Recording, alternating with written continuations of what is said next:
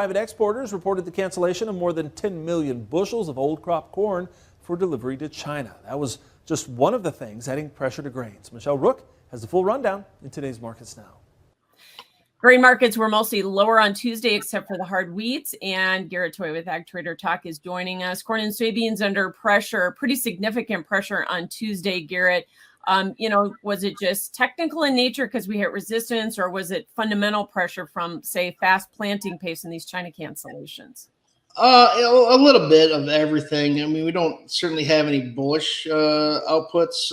We even had fairly negative outside markets, risk-off type trade with crude down $2 at one point. We staged a late rally in crude, but the grains were unable to see any of that support. So, we were weaker, not necessarily expecting a 10 to 15 lower day in corn or a 20-25 cent lower day in beans by any means.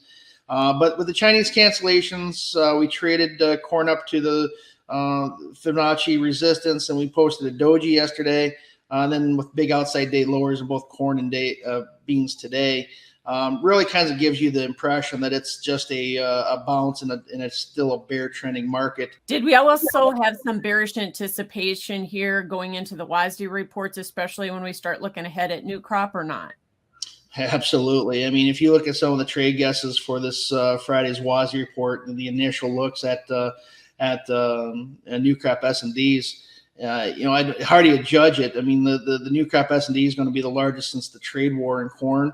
The beans numbers aren't quite as bearish as that, but the market is really building in a bearish position ahead of this report, which at the end of the day potentially could present a sell the rumor buy the fact type reaction to it. But and we're going to have a change in the weather patterns if that's going to be the case. Yeah. So do you see a lot more downside pressure going into the WASDE here on Friday then, or not? And where do we have to hold from a support level technically?